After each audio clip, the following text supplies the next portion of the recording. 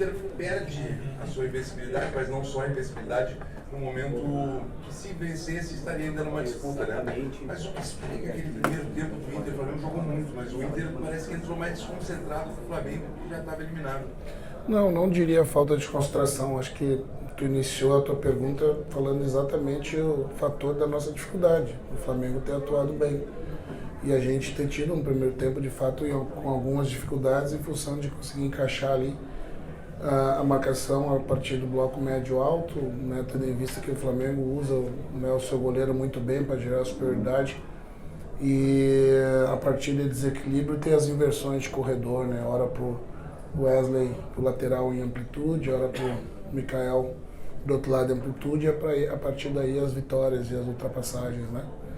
Mas mesmo assim, né, a gente conseguiu ali suportar, né, e defender bem. Talvez a primeira grande oportunidade do jogo tenha sido a nossa, né, com a finalização do Tabata. A gente sabe que talvez a bola entrando ali, o panorama da partida mudava, mas em 12 minutos nós sofremos 3 gols, né. Em parte, né, sofremos outro gol de bola parada no primeiro pau ali, erramos no conceito, né, do bloqueio, né, e depois numa desatenção no segundo de uma bola parada novamente, né, não foi da bola oriundo da bola parada, mas foi como consequência do bate-rebate e o retorno para dentro da área. Né, o segundo tempo eu busquei equilibrar um pouquinho melhor para a gente não sofrer essas inversões, né. Coloquei o Fernando para dentro da linha, né, na fase defensiva, né, para ampliar a linha e marcar as inversões pela primeira linha. Funcionou, a gente equilibrou o jogo, passou a ter um pouquinho mais de pé na bola, né, e ter mais força nos embates individuais, e conseguimos 2 gols, né. Tivemos algumas oportunidades de bola parada, talvez a sorte que o Flamengo tenha tido a partir da bola parada nós não tivemos, né. Tu sofre um pouco mais com os contra-ataques, mas é isso aí, né? Eu acho que não invalida nada do que a gente fez até agora. Eu acho que é um grande ano, né? Nós alimentamos o sonho, sim, da possibilidade de vencendo hoje, podendo ficar vivo na briga, porque é assim que a gente vive, né? A gente tem os objetivos a curto, médio e longo prazo, e a gente vive de objetivos conquistados e buscados, né? A possibilidade de se encerrar hoje, mas foi um grande ano. Temos ainda o desejo de colocar o clube na mais alta posição possível do campeonato, né? Eu sei que antes da partida os ingressos, né, para o jogo do meio da semana já estavam bastante adiantados, e a gente espera a casa cheia, porque uma vitória vai ser importante dentro da nossa programação, né, para acabar um ano em alta como tá aparentando, né? Acho que é isso. Olha, hoje o Inter claramente sofreu muito defensivamente, como ainda não tinha sofrido, né, basicamente no Brasileirão. E agora vem o Botafogo, campeão da Libertadores, e depois o Fortaleza. Mas especificamente sobre esse jogo contra o Botafogo, é um jogo parecido com esse que teve hoje aqui no Maracanã, pela força do Botafogo, pela intensidade, ainda que esteja comemorando o título da Libertadores. Mas é um jogo parecido, é esse panorama que espera para quarta-feira? De qualidade das peças individuais e do ajuste do modelo coletivo que deu certo até esse momento, com certeza. É uma característica do jogo, né, ela é um pouco diferente. E nós estaremos jogando em casa, né? Então, o fator local no começo, né, pesou para o lado do Flamengo hoje, né, o horário, o calor, né, a tranquilidade do adversário em jogar já com o ano, né, praticamente decidido a seu favor. Isso tudo deu uma vantagem em alguma medida no primeiro tempo. Mas acho que são jogos diferentes, mas com o mesmo teor de dificuldade. Rogério, a gente viu aqui no meio-campo, né, a escalação hoje do Fernando e do Thiago Maia, né? O Thiago ficou um tempo sem treinar, voltou em relação de um problema particular.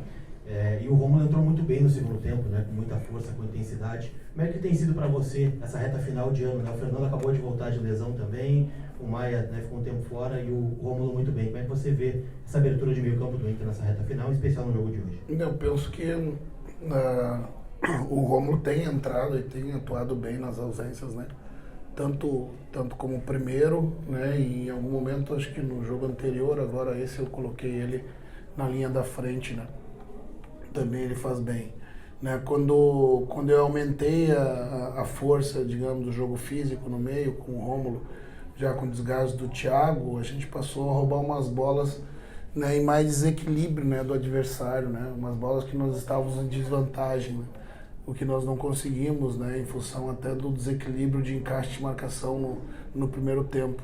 Como ficou mais encaixado, colocando o Fernando e depois o Rômulo para dentro da linha, a gente conseguiu, pela força também dos duelos individuais, retomar a bola e criar algumas oportunidades de levar o time para frente. A gestão é feita oportunizando aqueles que eu imagino que estejam mais aptos para estar entre os 11, mas nunca deixando de ver com carinho aqueles que entram e entram bem, né, para possivelmente estarem entre os 11. Boa noite, Roger. Boa noite. Hoje, aquele jogo associativo que tu gosta tanto de ver os jogadores botarem em prática, atacando certos espaços do campo, a gente não conseguiu ver no primeiro tempo. A gente viu um Flamengo marcando muito intensamente e ele com dificuldade de fazer essas trocas. Quais são os fatores que tu enxerga nesse primeiro tempo? No segundo tempo a coisa melhora, o Inter consegue criar, mas o que aconteceu que o Inter teve que talvez mudar um pouquinho do modelo que tu gosta tanto? Eu penso que nós tivemos dificuldade dos encaixes defensivos, que quando a gente retomava a bola, a gente tinha feito muita força para retomar e estávamos longe um dos outros para fazer esses encaixes, né? E não controlávamos bem, não cuidávamos bem da bola logo em seguida que retomávamos muito em função, né, dos encaixes bem feitos de marcação e de subida de pressão do Flamengo, sobretudo quando nós abrimos linha com 3, né, o Mikael marcava a nossa terceira amplitude e fazia com que a gente jogasse um passe acelerado para frente, um passe mais espetado, oferecendo ao adversário a retomada da bola. Né, foi um mix de questões, né, mas eu penso que a nossa incapacidade no primeiro tempo de equilibrar o modelo defensivo, né, a característica do Flamengo, nos tirou a possibilidade de, na retomada, cuidar melhor da bola e fazer o jogo associativo que a gente costuma fazer a todos os jogos. No segundo tempo, com um equilíbrio melhor defensivo, a gente conseguiu estar mais perto. Na retomada a gente estava melhor equilibrado e o jogo fluiu com mais naturalidade. Boa tarde, Roger. Boa tarde. Eu gostaria que você falasse um pouquinho sobre como foi a conversa no intervalo, como tu viu o ambiente dos jogadores por estar tomando um 3-0, né, de repente por um apagão ali, como, né, tu acabou falando aqui, 3 gols muito rápidos, e como que foi essa conversa para que não se abalasse mais, para poder ainda buscar uma tentativa aí no segundo tempo de até empatar a partida, quase aconteceu? Então, era justamente dar a tranquilidade para eles que foi um primeiro tempo ruim, né, e a gente entender por que foi ruim, né, e propor a mudança na estrutura, né, imaginando que daria mais equilíbrio para a gente, né, perguntando se fazia sentido as dificuldades que nós estávamos vendo dali da beira do campo e das informações que nós estávamos recebendo de cima, se fazia sentido essa mudança para que a gente tivesse mais equilíbrio, né, e a resposta foi exatamente positiva e que a gente podia não fazer o quarto gol antes do primeiro ou o terceiro antes do primeiro, né, manter o equilíbrio, ter a resiliência que a gente tem tido nos últimos jogos e fazer um gol por vez. Foi quase um empate. Penso que foi 2 tempos distintos. O deles primeiro e o nosso segundo. Desculpa, gente. Tô com uma rinite danada. Primeiro tempo do Flamengo e penso que o segundo tempo nós controlamos. Roger, aqui.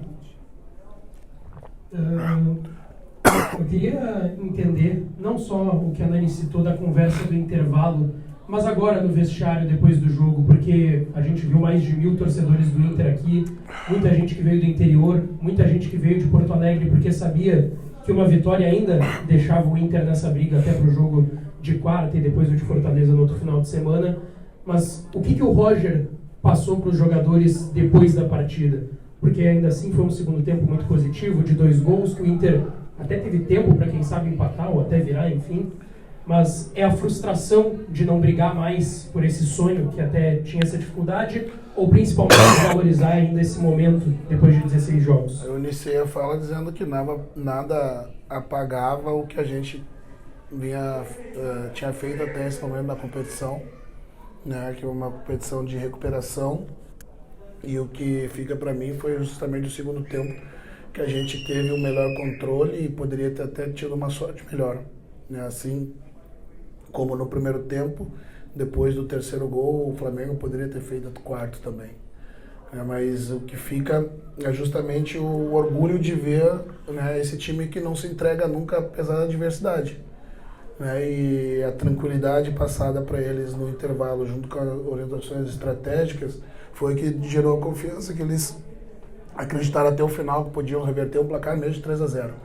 Né, então o que fica é muito orgulho, e eu tenho certeza que os torcedores que vieram aqui e que acreditaram nesse sonho junto com a gente, né, ele sai orgulhoso, né, em parte, né, pelo jogo que nós fizemos no segundo tempo, mas sobretudo muito pela campanha toda no Campeonato Brasileiro, que, né, convenhamos, né, 16 jogos sem perder, com o ano todo que nós tivemos, né, é algo que a gente precisa comemorar, mas aprender também, né, que jogos desse nível, né, quando tu comete alguns erros individuais e coletivos, e quando você não entrega por diferentes circunstâncias o máximo, ou não consegue, né, a gente vai ter dificuldade. E o ano que vem a gente vai enfrentar essa mesma dificuldade. Né, que bom que de alguma maneira aconteceu em jogos desse grande peso, né, que faz com que a gente corrija para frente. Roger, boa noite. Tu bem colocou agora na resposta para o Lucas que o Inter estava 16 jogos de invencibilidade, 12 vitórias, 4 empates. O Inter chegou ao Maracanã com possibilidades, né, mesmo que remotas e pequenas, de matematicamente brigar pelo título do Brasileiro. Né? Não acabou não acontecendo, infelizmente. Como remobilizar os jogadores e principalmente o torcedor colorado que vai com certeza lotar o Beira-Rio para o próximo jogo contra o líder Botafogo? Eu acho que remobilizar, acho que não precisa, nós estamos mobilizados ainda, nós não desmobilizamos. Né? Nós estamos ainda, como eu disse numa das respostas, buscando levar o clube na melhor colocação possível do campeonato. É isso que nos mobiliza. Né? E também dá o orgulho ao torcedor, independente muitas vezes, né, de como o resultado se apresenta, a forma como a gente encara esse resultado.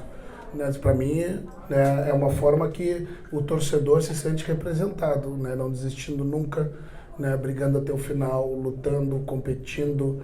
Né? Isso que, junto com as conquistas, faz a fidelidade do torcedor. Né? Os ingressos eu sei que já tem muitos vendidos, né? O torcedor vai querer estar presente nesse momento final e a gente espera recompensá-lo com um grande jogo. Obrigado, Roger. Valeu.